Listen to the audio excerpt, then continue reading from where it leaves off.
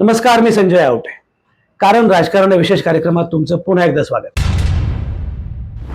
ही सगळ्यात महत्वाची गोष्ट अशी आहे की मनोज जरांगे पाटील यांनी एक वेगळी घोषणा केली आहे आणि त्यानंतर बरंच चित्र बदललंय महाराष्ट्राच्या राजकारणाचं. खरं म्हणजे पुण्यामध्ये पर्वतीमध्ये मनोज जरांगे पाटील यांनी थेटपणे आता पाठिंबा दिलेला आहे आणि त्यामुळे मनोज जरांगे पाटील यांचा उमेदवार या निवडणुकीत उतरलाय अशी चर्चा सुरू होती. काय होणार याबद्दल बरंच बोललं जात होतं आणि जर मनोज जरांगे पाटील यांचा उमेदवार उभा राहिला तर त्याचा परिणाम काय होईल असं पण बोललं जात होतं. महाराष्ट्राच्या कानाकोपऱ्यामध्ये मनोज जरांगे पाटील आपले काही उमेदवार उभे करतील. त्यामध्ये प्रामुख्यानं काही त्यांच्यासोबत मराठा नेते असतील, बौद्ध असतील, मुस्लिम असतील, ख्रिश्चन असतील असं पण बोललं जात होतं आणि त्यामुळे मनोज जरांगे पाटील यांची एक वेगळी ताकद उभी राहणार या निवडणुकीमध्ये अशी चर्चा होती. प्रत्यक्षात मात्र मनोज जरांगे पाटील यांनी जाहीर केलेलं आहे की असं काही घडणार नाही, मी कुठलेही उमेदवार उभे करणार नाही. त्याने एक अत्यंत महत्वाचं विधान केलेलं आहे की एका जातीवर कुठली निवडणूक लढवली जात नाही. एखाद्या जातीवर आधारित उमेदवार उभा करणं, एखाद्या जातीवर आधारित निवडणूक लढवणं हे शक्य नाहीये. कारण या समाजामध्ये अनेक जाती आहेत, अनेक धर्म आहेत, अनेक पंथ आहेत, अनेक भाषा आहेत. त्यामुळे एखाद्या जातीबद्दल अभिमान हा वेगळा मुद्दा आहे, पण जातीवर आधारित अशा प्रकारे राजकारण उभं राहू शकत नाही. अशा प्रकारची थेट भूमिका मनोज जरांगे पाटील यांनी मांडली आणि त्यानंतर मात्र बरीच चर्चा सुरू झाली. काही गोष्टींचा विचार केला पाहिजे आणि काही मुद्दे अगदी महत्वाचे आहेत त्याबद्दल बोललं पाहिजे. मुळामध्ये असं आहे की मनोज जरांगे पाटील आत्ता उमेदवार उभे करणार नाहीत म्हणजे काय होणार आहे. साधारणपणे असं म्हटलं जात होतं किंवा आजही म्हटलं जातं, मनोज जरांगे पाटील यांचा पाठिंबा हा कोणालाही माहिती नाहीये, पण त्यांचा एकूण विरोध जो आहे तो मात्र भाजपला आहे. प्रामुख्याने देवेंद्र फडणवीस यांच्या विरोधामध्ये मनोज जरांगे पाटील यांनी सातत्यानं भूमिका घेतलेली आहे. लोकसभा निवडणुकीमध्ये भाजपला जो दणका बसला, फटका बसला, त्यामध्ये प्रामुख्याने मनोज जरांगे पाटील हा एक एलिमेंट खूप मोठा होता. म्हणजे रावसाहेब दानवे पाटील पराभूत होतील असं कोणालाही वाटलं नव्हतं, पण रावसाहेब दानवे पाटील पराभूत झाले याचं सगळ्यात महत्वाचं कारण हे मनोज जरांगे पाटील यांचं आंदोलन होतच. एवढंच नव्हे, औरंगाबादमध्ये, संभाजीनगरमध्ये ज्या प्रकारचा निकाल लागला तिथे उद्धव बाळासाहेब ठाकरे यांच्या शिवसेनेला फटका बसला आणि शिंदे सेनेचा उमेदवार निवडून आला. याच्यामध्ये सुद्धा जरांगे पाटील आणि मराठा हा घटक फार महत्वाचा होता. मनोज जरांगे पाटील हे प्रामुख्यानं भाजपला दणका देतील, फटका बसवतील असं मानलं जात होतं. अशा वेळी भाजपला फटका बसवणारे मनोज जरांगे पाटील जर निवडणुकीच्या रिंगणामध्ये उभे राहिले असते तर काय घडलं असतं. अर्थातच त्यामुळे मतांचं विभाजन झालं असतं ते महाविकास आघाडीच्या. आणि असे प्रयत्न सुरू होता. खरं म्हणजे युवराज छत्रपती संभाजीराजे यांनी एक भूमिका घेतली होती आणि संभाजीराजे यांनी भूमिका घेतली होती की तिसऱ्या आघाडीमध्ये मनोज जरांगे पाटील यांनी यावं.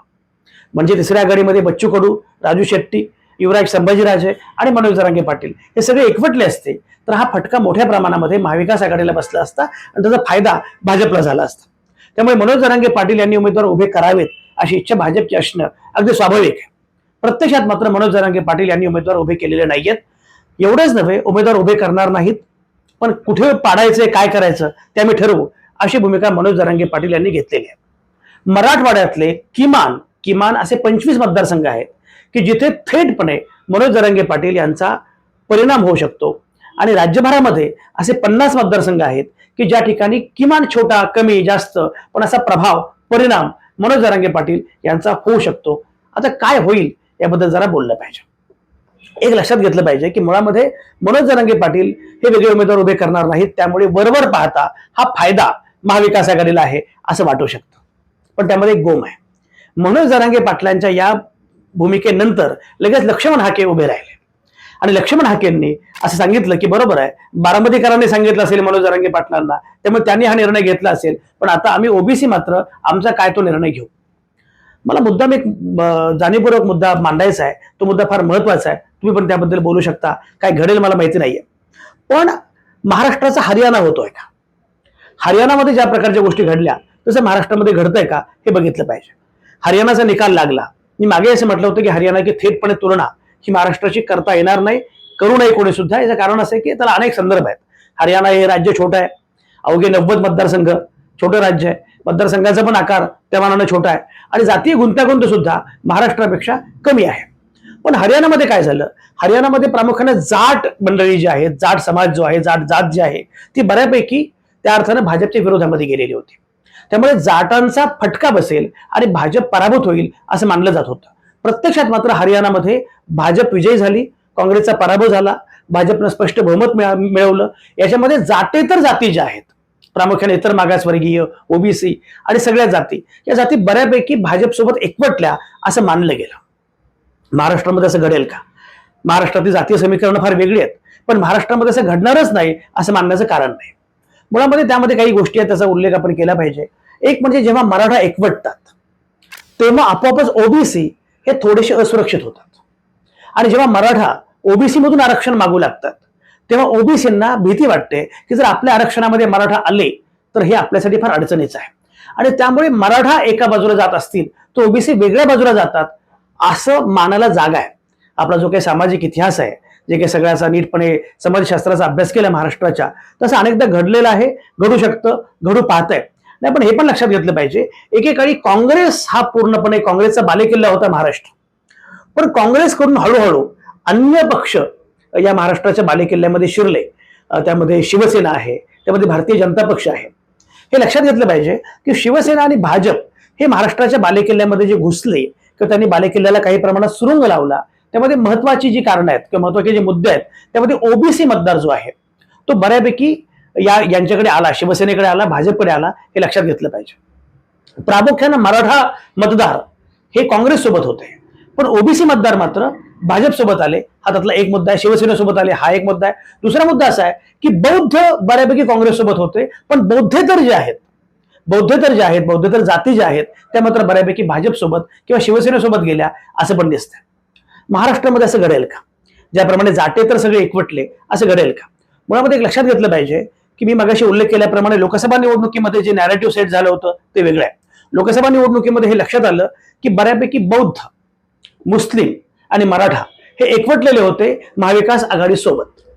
म्हणजे महाविकास आघाडीसोबत 3M जे एकवटले असं म्हटलं जातं, त्यामध्ये हे 3M सगळे एकवटलेले होते आणि हे 3M महाविकास आघाडीसोबत अगदी एक गठ्ठा आले. आता महायुतीसोबत हे 3M असणार नाही, ते बरोबर आहे. पण मी मगाशी म्हटल्याप्रमाणे बौद्धेतर जातील का भाजपसोबत? मराठेतर सगळे जे ओबीसी आहेत, त्यामध्ये माळी आहेत, त्यामध्ये अन्य धनगर आहेत, बाकीचे ओबीसी आहेत, हे सगळे इतर मागासवर्ग जो आहे तो जाईल का भाजपसोबत? हा पण महत्वाचा मुद्दा आहे. मुस्लिम अर्थातच महाविकास आघाडीसोबत जातील, यामध्ये काही शंका नाहीये. पण जर मोठ्या प्रमाणामध्ये ओबीसी आले, मोठ्या प्रमाणामध्ये बौद्धेतर आले, तर मात्र चित्र बऱ्यापैकी बदलू शकतं, हे पण लक्षात घेतलं पाहिजे. त्यामुळे महाराष्ट्राच्या निवडणुकीमध्ये हरियाणा प्रमाण काही घडेल का? एक बघा, म्हणजे साधारणपणे मनोज जरांगे पाटील यांचं जेव्हा आंदोलन उभं राहिलं आणि त्या आंदोलनाचा फटका कोणाला होतो आहे हे लक्षात आलं, तरी सुद्धा भाजपने एक वेगळ्या प्रकारची भूमिका घेतली. भाजपनं मनोज जरांगे पाटील यांना आपल्या सोबत घेण्याऐवजी उलट पक्षी ओबीसीना सोबत घेण्याचा प्रयत्न केला की काय असं अनेकदा वाटतं. त्यामुळे मराठा जर एकवटले एका बाजूला तर ओबीसी आपल्यासोबत येतील असं भाजपला वाटतं का? हे बघितलं पाहिजे. हरियाणामध्ये जे झालं ते काय झालं ते बघितलं पाहिजे. त्याच्यामध्ये गंमत आहे, म्हणजे मजा अशी आहे की मुळामध्ये शरद पवारांचं जर राजकारण आपण बघितलं तर शरद पवारांनी अनेक ठिकाणी, म्हणजे तुम्ही जर बघितलं की अनेक ठिकाणी जिथे ओबीसी आहेत तिथे मराठा उमेदवार देऊन एक मराठा राजकारण करण्याचा पण प्रयत्न केलेला आहे. मग ते येवला असेल किंवा आणखी बीड असेल, अशा ठिकाणी हा प्रयत्न केलेला आहे. पण त्याचवेळी हे पण लक्षात घेतलं पाहिजे की शरद पवारांनी गरजेनुसार आणि सोयीनुसार बऱ्यापैकी ओबीसीना सुद्धा आपल्यासोबत घेतलेला आहे. म्हणजे शरद पवारांचा स्टार प्रचारक हे डॉक्टर अमोल कोल्हे आहेत, हे पण लक्षात घेतलं पाहिजे. किंवा करमाळ्यामध्ये शरद पवारांनी ज्या प्रकारे नारायण आबा पाटील यांना बळ दिलेलं आहे, किंवा तुम्ही जर बघितलं उत्तम जानकर हे माळशिरसमध्ये त्यांना बळ दिलेलं आहे. हे लक्षात जर घेतलं तर याचा अर्थ असा आहे की शरद पवार एकाच वेळी मराठ्यांना पण जवळ घेत आहेत, ओबीसीना पण जवळ घेत आहेत. त्यामुळे जे हरियाणामध्ये घडलं की एक गठ्ठा ओबीसी हे भाजपसोबत गेले, एक गठ्ठा ओबीसी हे पूर्णपणे काँग्रेसच्या विरोधामध्ये गेले, तशा प्रकारे महाराष्ट्रामध्ये घडेल असं मानण्याचं कारण नाही. महाराष्ट्रामध्ये एक गठ्ठा काही प्रकार होईल असं काही वाटत नाहीये. मुळामध्ये मराठा समजा एकवटले महाविकास आघाडी सोबत, तरी सुद्धा ओबीसी पूर्णपणे एकवटतील भाजपसोबत असं मानण्याचं कारण नाही. पण त्यामध्ये काही गोष्टी आहेत त्याचा उल्लेख केला पाहिजे. त्या 3 गोष्टी मला फार महत्वाच्या वाटतात.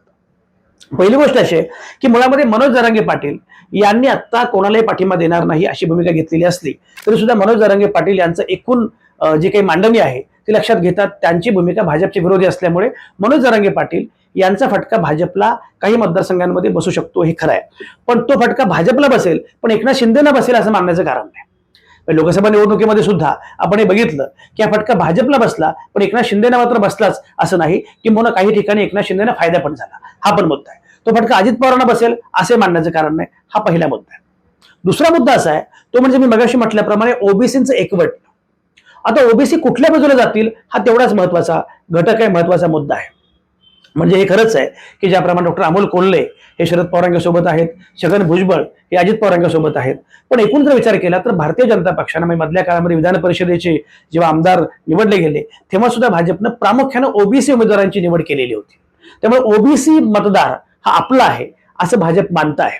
आणि मराठ्यांच्या विरोधामध्ये ओबीसीना एकवटणं, प्रामुख्याने माळी धनगर आणि जो काही माधव फॉर्म्युला मानला जातो तो सगळा लक्षात घेतला. म्हणजे पंकजा मुंडे काल पुण्यामध्ये होत्या आणि पंकजा मुंडे ज्या प्रकारे मांडणी करत होत्या त्यामुळे बऱ्यापैकी ओबीसींना एकवटण्याचा प्रयत्न होतो आहे भाजपकडून, हे पण लक्षात घेतलं पाहिजे. आणि ओबीसींना एकवटण्याचा हा प्रयत्न यशस्वी झाला तर काय होईल ते पण बघितलं पाहिजे. हा दुसरा मुद्दा आहे.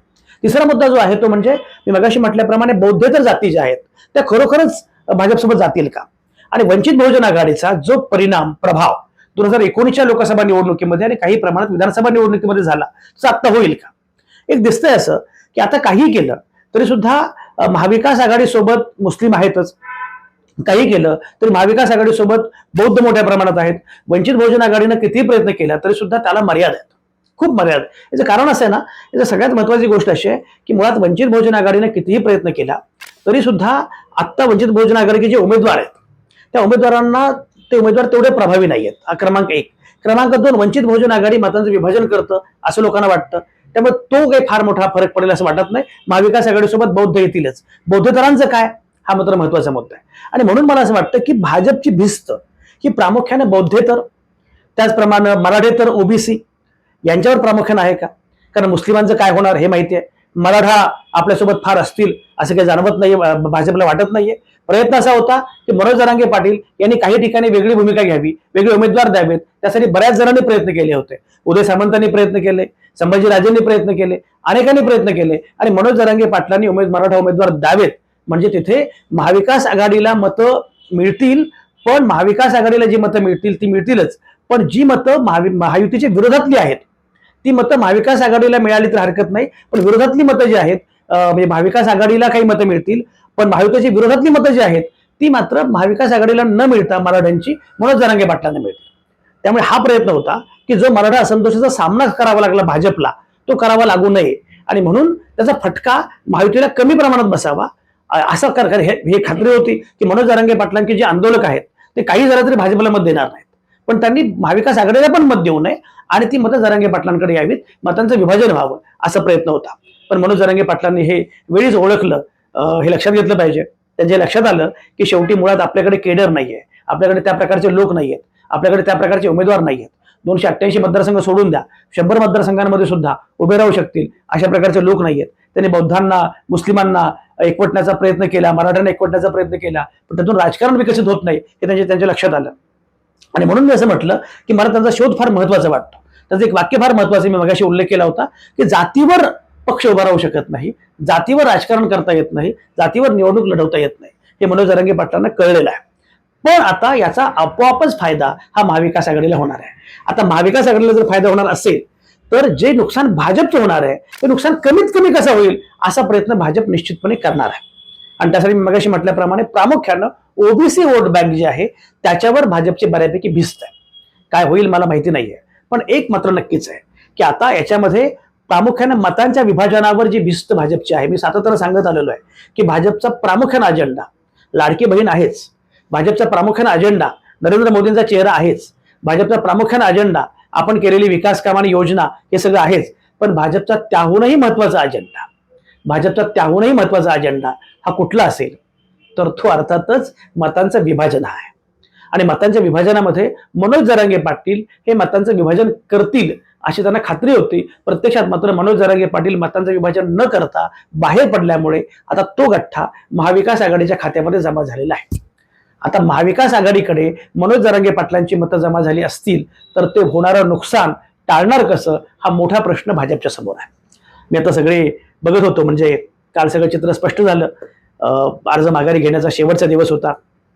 अनेक ठिकाणी बंडखोरी कायम आहे, महायुतीमध्ये पण आहे, महाविकास आघाडीमध्ये पण आहे.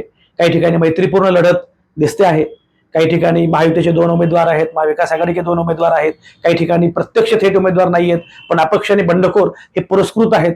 मी परवा असं म्हटलं होतं की यावेळी बंडखोर आणि अपक्ष यांची चलती असणार आहे, यावेळी सर्वाधिक अपक्ष 1995 नंतर असणार आहेत. हे सगळं खरं आहे, पण या सगळ्या याच्यामध्ये जो प्रयत्न दिसतोय भाजपचा मतांच्या विभाजनाचा, त्याला मात्र धक्का बसलेला आहे. कारण दिसतंय असं की यावेळी वंचित बहुजन आघाडीचे चेहरे दमदार नाही आहेत.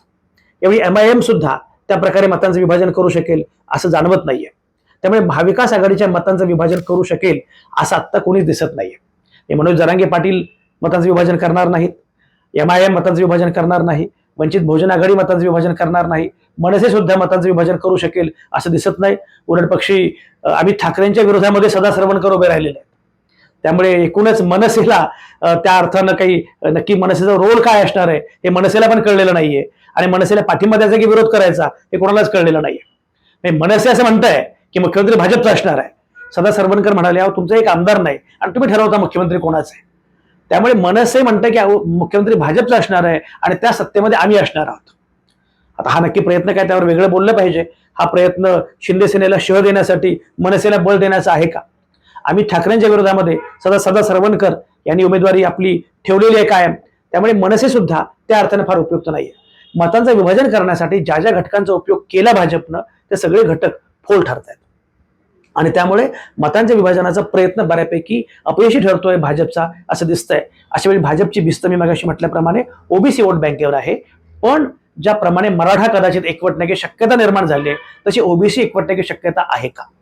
बौद्धेतर मतं एकवटण्याची शक्यता आहे का? असं अनेक अंगाने विचार करता येणं शक्य आहे. पण एक नक्कीच आहे की मनोज जरांगे पाटील यांनी उमेदवार न लढवण्याचा निर्णय दिल्यामुळे, मी पर्वतीमध्ये बघत होतो, पर्वतीमध्ये जर मनोज जरांगे पाटलांचा उमेदवार उभा राहिला असता, मनोज जरांगे पाटलांनी पाठिंबा दिला असता, तर पर्वतीमधलं चित्र पुण्यातलं वेगळं झालं असतं. प्रत्यक्षात मात्र वेगळं घडतंय. आणि त्यामुळे आता हे केवळ एकाच ठिकाणी नाही, हे महाराष्ट्रामध्ये सगळीकडे अशाच प्रकारे घडण्याची शक्यता आहे. हे लक्षात घेतलं तर मला असं वाटतं की आता भाजपला थोडीशी भाजपची अडचण वाढू लागली आहे. आता लक्ष्मण हाके नावाचे ओबीसी नेते मैदानामध्ये उतरलेले आहेत. ते पूर्वी होतेच, आता नव्या दमाने उतरलेले आहेत. त्यामुळे आता मराठा विरुद्ध ओबीसी असं जातीय गणित मांडण्याचा प्रयत्न होईल का? हरियाणामधलं गणित महाराष्ट्रामध्ये पुन्हा त्याच प्रकारे मांडणी करण्याचा प्रयत्न होईल का? असे अनेक प्रश्न आहेत. या सगळ्या प्रश्नांबद्दल बोललं पाहिजे. काय होईल ते बघत राहू आपण.